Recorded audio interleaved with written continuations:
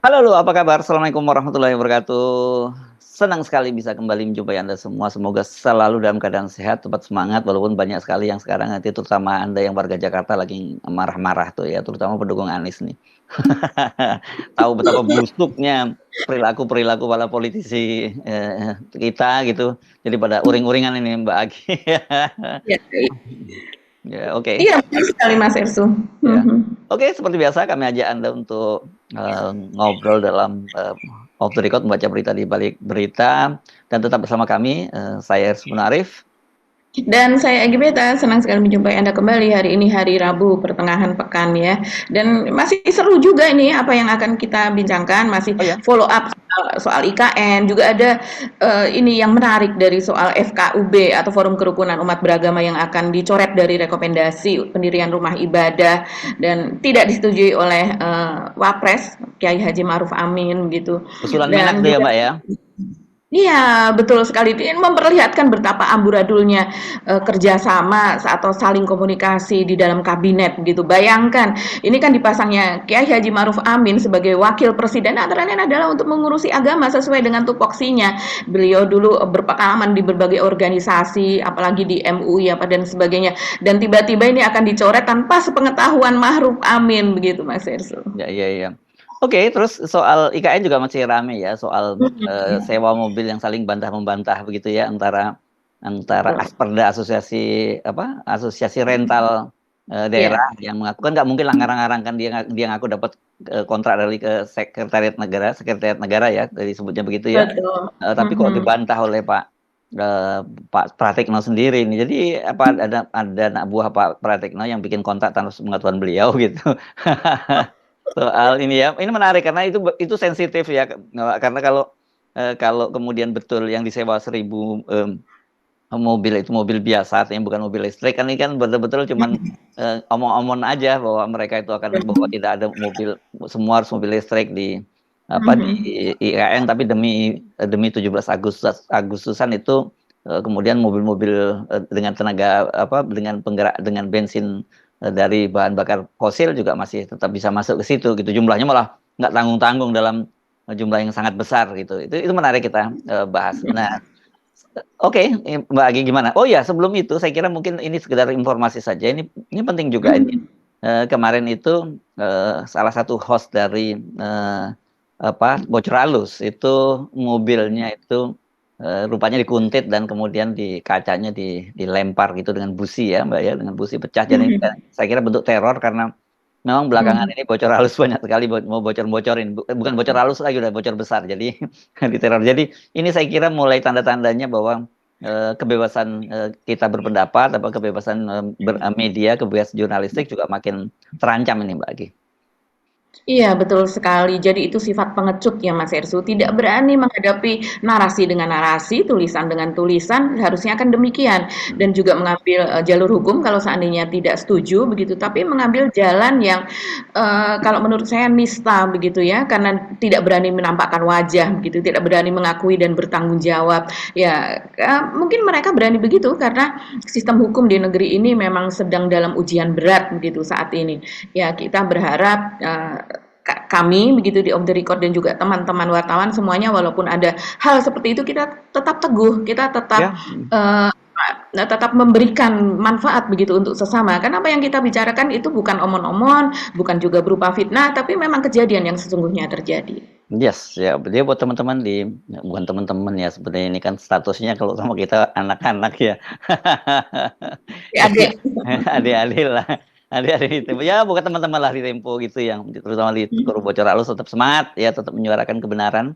Karena memang sekarang itu kebenaran, ya, orang yang berani menyuarakan kebenaran itu di Indonesia ini udah makin langka. Bahkan dari kalangan media sendiri yang harusnya menjadi aspirasi rakyat, menjadi watchdog dari demokrasi kan sebagian besar juga udah jadi alat bagian dari kekuasaan gitu ya Mbak ya. Makanya kadang-kadang saya senyum-senyum, kita sering disebut kalau ketemu orang ini wartawan oposisi.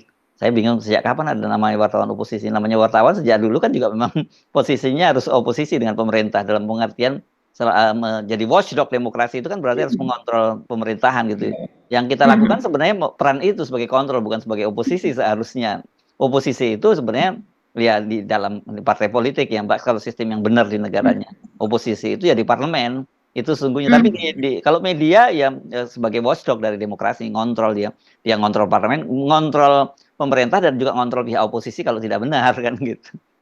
Mhm, iya betul, kita kan juga, eee, posisi dari pers, dari media itu adalah untuk melihat bagaimana hukum itu ditegakkan, bagaimana eksekutif itu berjalan sebagaimana, mestinya sesuai dengan tupoksinya masing-masing, bagaimana legislatif juga berjalan dengan baik begitu, sehingga semuanya tetap pada relnya, bukan kemudian mereka berkong kali kong dan kemudian membunuh negara ini begitu, bukan mereka kemudian menjadi beban dari negara, seharusnya mereka akan membangun negara begitu dan peran ini peran yang sangat-sangat mudah kalau seandainya kita ikhlas mengerjakannya, tapi menjadi sulit dengan begitu banyaknya godaan di sekitar kita, Mas Hersu. Dan tentunya godaan itu gula-gula itu sangat manis sekali. Dengan bersedia meninggalkan saja, ya kita tahulah gitu banyak banyak juga teman-teman media yang kita tahu bahwa kok kenapa isinya begini itu menjadi corong begitu ya karena memang apa sangat besar gitu iming-iming yang diberikan ya kita mudah-mudahan masih tetap banyak yang berada di jalur yang lurus lah. Oke, baik, makasih bagi apa menyemangati kita semua. Oke, kita fokus sekarang mulai dari mana kita mau ngomongin soal kontroversi atau pro kontra antara Menteri Agama Yakut Khalid Qomas dan Pak Wapres Maruf Amin berkaitan dengan pendirian tempat ibadah yang rekomendasi dari Forum Komunikasi Umat Beragama, atau kita ngomongin omon-omon soal IKN? Ini sepertinya yang lebih penting dulu nih Mas Hersu. Kalau IKN ya penting juga begitu ya, kan menyangkut uang negara begitu. Tapi yang di sini kita akan bisa melihat bagaimana kepemerintahan Jokowi itu berjalan. Ya, ini soal keputusan dari Menteri Agama Yakut Khalil Qomas begitu yang mengatakan bahwa dia akan mencoret rekomendasi Forum Kerukunan Umat Beragama atau FKUB yang biasanya ini FKUB bersama dengan Menak itu kan dalam pendirian rumah ibadah itu mereka berdua ini ya, dua lembaga ini yang akan memberikan rekomendasinya. Sehingga dengan dicoretnya ini maka hanya Kementerian Agama saja yang nanti diperlukan rekomendasinya.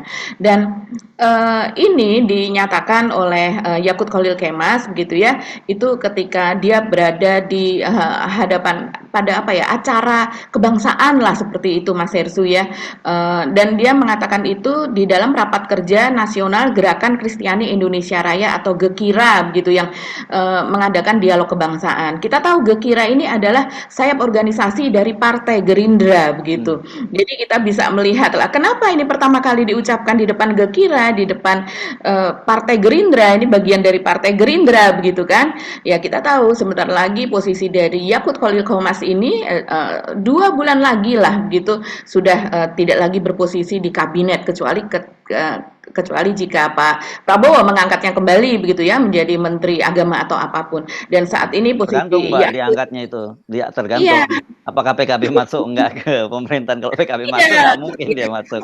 betul. Gitu. Ada Hmm. ya betul karena kemudian pasti keberatan ya PKB dengan posisi saat ini begitu. Nah, tapi kita melihat ini dari sisi politiknya sendiri kalau saya melihat. Kenapa itu disampaikan di situ? Dan kemudian posisi sekarang Yakut Khalil Kemas ini yang sedang dalam masa sulit begitu ya Mas Hersu dilaporkan ke KPK oleh 5 pihak atau 5 organisasi begitu. KPK tidak mau tidak mau kalau sudah sebanyak itu ya mereka harus segera menindaklanjuti kalau tidak betul-betul terus disorot begitu kan. Dan kemudian sekarang sebentar lagi sudah akan lengser Yakut. Nah, kita tahu seseorang itu ketika masih berkuasa maka dia akan memiliki jaringan, akan memiliki kekuasaan sana sini yang sehingga dia benar tidak benar akan menjadi tetap benar gitu biasanya seperti itu begitu. Nah, nanti ketika sudah lengser maka itu akan menjadi rentan begitu ya. Nah, padahal posisi saat ini begitu dia masih kuat. Nah, yang berikutnya ini Mas Hersu, ternyata pernyataan Yakub itu dia menyatakan seperti ini Mas Hersu. Ada 2 rekomendasi dalam aturan lama yang harus dipenuhi. Tentu ini mempersulit bagi Bapak Ibu sekalian ya, karena yang dihadapan adalah para umat Kristiani dari GEKIRA.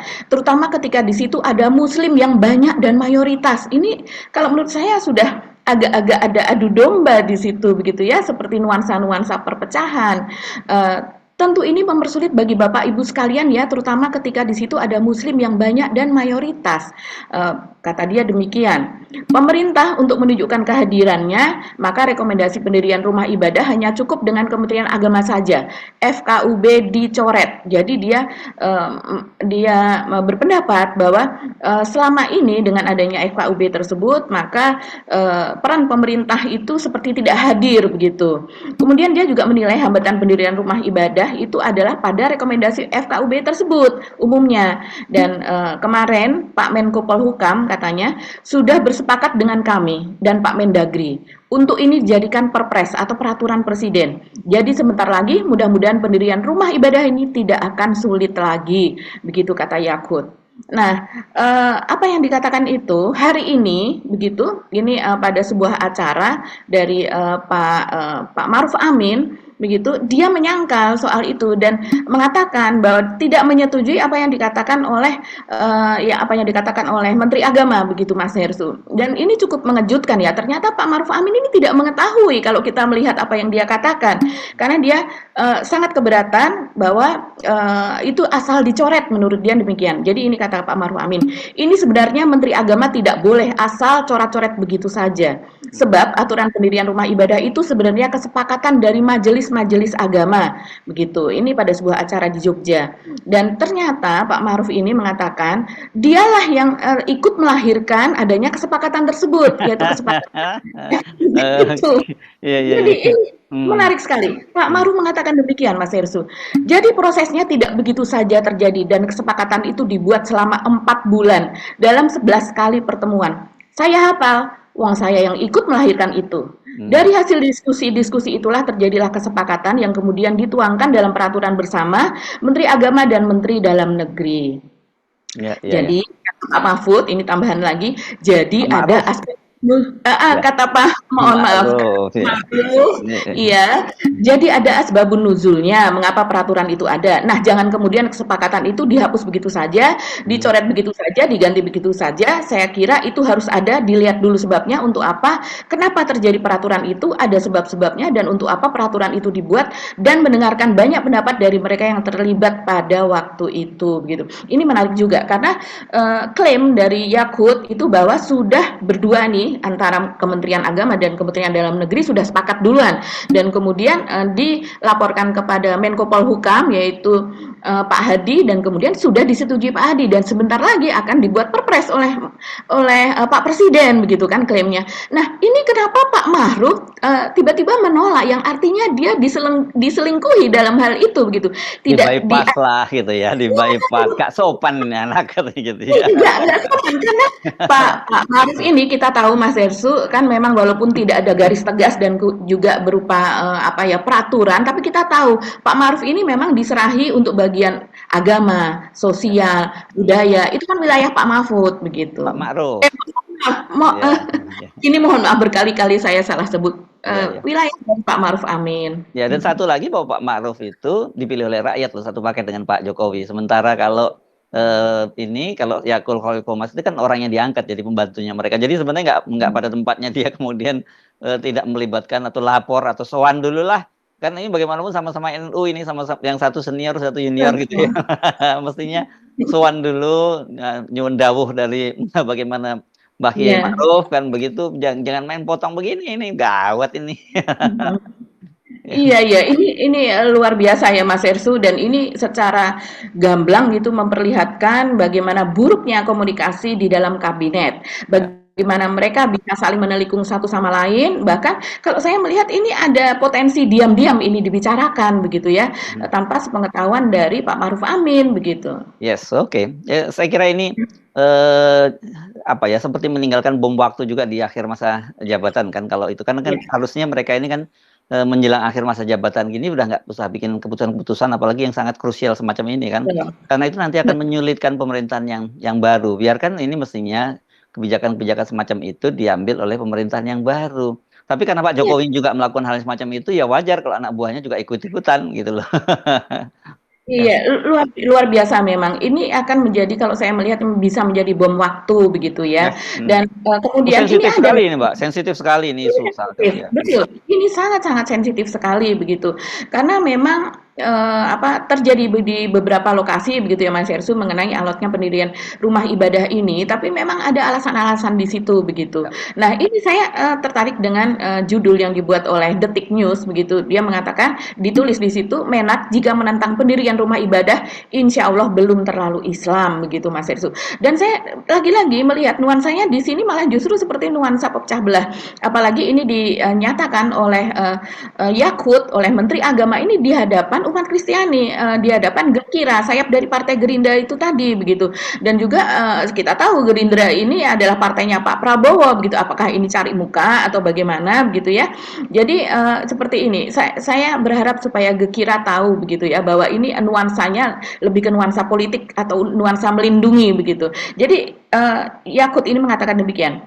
Jadi orang yang ribut itu, orang-orang yang nggak mau ada orang berbeda itu, artinya dia kurang mendalami agama yang mereka yakini, bukan sebaliknya.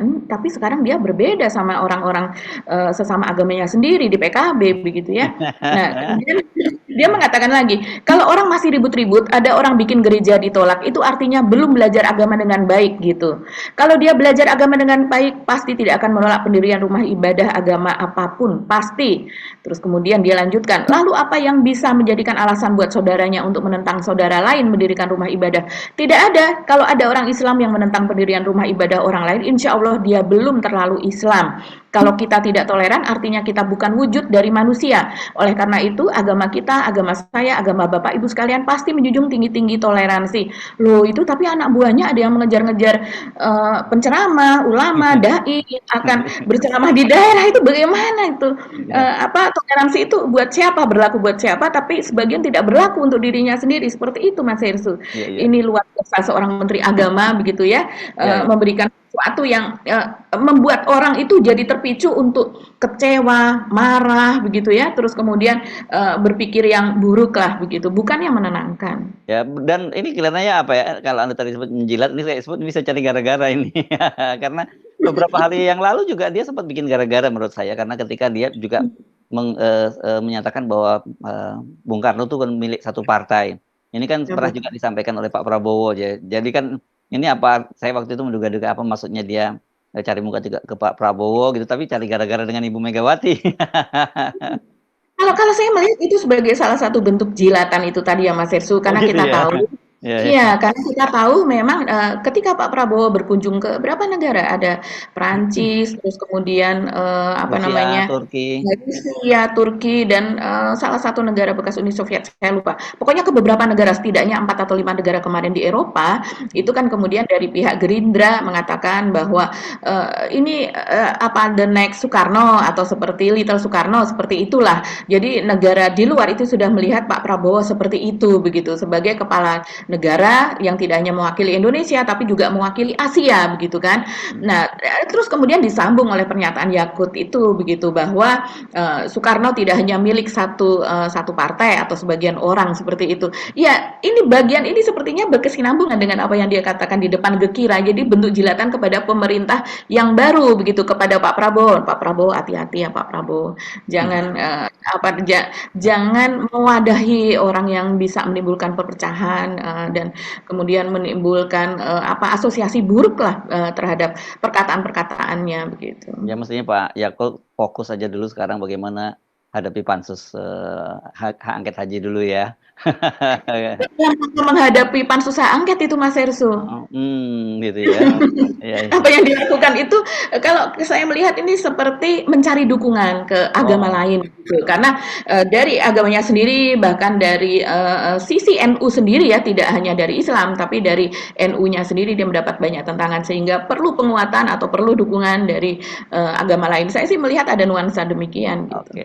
Oke, kita pindah ya. Kita tinggalkan antara Pak Ma'ruf dan Pak Yakut ini silahkan diselesaikan inilah internal antar pejabat negara yang dua sama NU jangan ribut-ribut ini udah cukup lah ribut-ribut antara PKB dan NU ini membuat kita yang masih ada ini kan bagaimanapun ada keturunannya Nahdien itu merasa sedih juga lihat situasi semacam itu gitu ya. Jadi karena bagaimanapun Nahdlatul Ulama itu adalah aset bangsa dan itu kan ormas Islam terbesar. Jadi kalau kemudian diributkan hal yang remeh-temeh begini dan ditarik dengan menjadi persoalan pribadi, kan kesannya kan jadi seolah-olah begitu ya. Ini kan sebenarnya nggak Iya, ada urusannya sama NU ini urusannya dengan pribadi Yakul dan Yahya betul. Stakuf, kan begitu Mhm, sebenarnya ini, betul betul. ya. Iya. Kita prihatin melihat, teman-teman NU begitu ya, Mas Herssu. Jadi bingung mereka begitu dan, apa, mungkin di dalam NU-nya sendiri, di dalam, struktural NU begitu juga mereka juga saya rasa ada kegundahan yang seperti ini begitu kan. Karena tidak, apa ya, ada yang murni menjadi pengurus begitu, teman saya yang memiliki orang tuanya memiliki pesantren begitu dan pesantrennya memang pesantren NU dan dia secara kultural begitu kan mereka tidak menghendaki hal yang seperti ini. Jadi Yes, terlihat buruk begitu Mas Herssu di yes. mata lain. Mesti segera Hmm, diakhiri konflik-konflik semacam ini ya, tidak tidak produktif, untuk betul. kemaslahatan umat dan juga untuk bangsa. Oke, kita pindah ke mana Mbak Aki? Ke IKN lagi ya? Iya ya, sepertinya ini kita lagi-lagi pindah ke IKN begitu Mas Herssu karena ya seperti yang ramai terjadi setelah Persiapan anu ya, kemarin. persiapan rapat, kabinet ya tanggal 12 ya, terus kemudian dilanjutkan dengan, Mhm, 17 Agustusan gitu ya. Dan ini betul. kelihatannya ternyata udah mulai banyak, ada yang mulai disiapkan camping-camping lagi nih. Glamping-glamping atau glamour atau glamorous camping gitu, camping mewah begitu Mas Herssu ini istilahnya. Camping mewah itu artinya ya, bahkan kadang ini camping mewah ini kalau kita menyewa begitu lebih lebih mahal daripada kamar hotel gitu ya, karena di dalamnya semuanya ada. Ada AC, ada toilet, ada, perlengkapan begitu ya, ada kulkas apa dan sebagainya. Nah, yang dikatakan oleh Pak Pratikno itu menyanggah apa yang sudah ramai tersebar padahal ya Mas Herssu, karena sebelumnya ini kan Ketua Dewan Pimpinan Daerah DPD Asosiasi Pengusaha Rental Mobil Daerah Indonesia atau Asperda ya singkatannya dari ini yang ada di Balikpapan begitu. Damun Kiswanto ini mengklaim bahwa ada 1.000 mobil yang sedang disiapkan itu untuk membawa tamu-tamu VVIP yang akan datang untuk upacara 17 Agustus nanti. Dan yang menarik karena ini klaim dari Damun Kiswanto itu bahwa sudah menerima DP atau uang muka sebesar 50% loh Mas Herssu dari Kemensetnek, dari Kementerian Sekretariat Negara begitu yang artinya ada yang menduga begitu ya, ada yang membocorkan bahwa untuk biaya penyewaan ini begitu disiapkan dana sekitar 13 sampai 15 miliar gitu, cukup besar begitu ya. 13 sampai 15 miliar hanya untuk upacara yang beberapa jam saja, tapi persiapannya butuh waktu berbulan-bulan begitu dan sesudahnya ya begitu saja begitu kira-kira apa ya manfaatnya begitu kan kita bertanya. Nah, ini oleh Pak Pratikno itu kan sudah disanggah begitu Mas Herssu. Sudah disanggah bahwa tidak ada begitu apa sewa menyewa tersebut apalagi sampai ribuan. Jadi semuanya itu nanti akan diangkut dengan bis begitu kan. Jadi ada bis yang memang disewa dan kemudian dari bandara baik itu di Balikpapan maupun di Samarinda semua tamu-tamu VVIP itu akan dibawa dengan bis ke KIPP begitu, kawasan inti pusat pemerintahan dari IKN. Tapi kemudian ini ada berita lagi hari ini Mas Herssu bahwa apa sempat membantah istana itu tapi akhirnya sekarang mengakui bahwa Kemensetnek ini menyewa ratusan kendaraan untuk acara IKN begitu. Memang tidak disebut 1.000, tapi ada ratusan begitu. Jadi tidak hanya dengan ya, apa namanya yang dikatakan tadi begitu. Nah, rupanya ini yang berbicara ini adalah Setia Utama, dia adalah sekretaris Kementerian Sekretariat Negara atau Kemensetnek ya. Dia mengatakan bahwa tentu saja diperlukan kendaraan operasional untuk warawiri dan logistik seperti truk, mobil box barang, ambulans dan sebagainya itu jumlahnya sekitar 100 unit gitu. Tapi selain itu begitu ya, ada armada bus yang disiapkan oleh panitia pelaksana bidang transportasi yang jumlahnya sekitar 200-an begitu. Tapi itu jumlahnya kan masih tidak 1.000 kata dia demikian gitu. Tapi ini artinya ada ratusan. Ini apakah iya benar begitu ya Mas Herssu? Kita lebih percaya yang mana dalam situasi seperti ini? Karena seringkali kan apa yang dinyatakan Pak Jokowi dan juga para menterinya itu yang tadinya menyatakan apa, tapi ya dengan sesudahnya begitu mereka bisa mendelete atau mengabaikan apa yang pernah mereka katakan seperti apa yang dikatakan Mas Herssu tadi. Misalnya, baru pada bulan Juni itu Menteri Perhubungan kan mengatakan bahwa semua nanti tamu-tamu VVIP yang datang ke IKN mereka harus memakai mobil listrik gitu. Dan kemudian Pak Jokowi juga pernah mengatakan bahwa nanti tidak boleh ada polusi di sana. Seperti Pak Jokowi mengatakan bahwa nanti zero kriminal di sana, zero kejahatan yang ada di sana begitu. Nah, begitu juga ada zero pollution yang ada di sana begitu kan. Jadi tidak boleh ada kendaraan-kendaraan berpolutan begitu yang hilir mudik ada di sana. Nah, ini kita jadi bertanya-tanya kenapa tiba-tiba ada bis, ratusan bis gitu. Apakah ada ambulan yang sekarang sudah ambulan bertenaga listrik? Apakah sudah ada mobil-mobil box bertenaga listrik yang jumlahnya tadi katanya juga paling tidak ada seratusan begitu. Mereka ini nantinya akan hilir mudik di IKN yang katanya smart city, dan dari sejak awal digadang-gadang bahwa tidak boleh ada kendaraan yang bukan mobil listrik itu melintas di sana.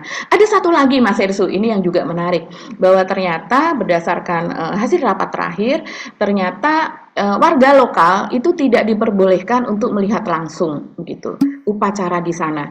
Yang tadinya padahal mungkin baru 1 pekan yang lalu itu ya diputus, baru 1 pekan yang lalu, dan juga bulan yang lalu itu kan beberapa kali soal pernyataannya bahwa penduduk-penduduk lokal atau warga-warga lokal nanti diperbolehkan untuk menonton secara langsung itu di wilayah sumbu kebangsaan, yaitu sebuah jalan yang ada sumbu kebangsaan barat, sumbu kebangsaan timur begitu ya, yang nantinya dari situ mereka diberikan akses dan lokasi untuk menonton secara langsung, dan mereka juga nanti akan mendapatkan transportasi dan juga makan begitu ya, artinya sudah terjamin lah begitu, toilet apa dan sebagainya katanya sudah disiapkan. Tapi ternyata berita yang terakhir mereka hanya boleh menonton melalui live streaming, dan nanti diadakan di mall atau di tempat-tempat umum itu di Balikpapan dan juga di Samarinda. Nah, ini banyak mengecewakan masyarakat setempat yang mereka tadinya sudah berancang-ancang untuk ikut ke sana karena katanya ada sekitar 800 begitu ya.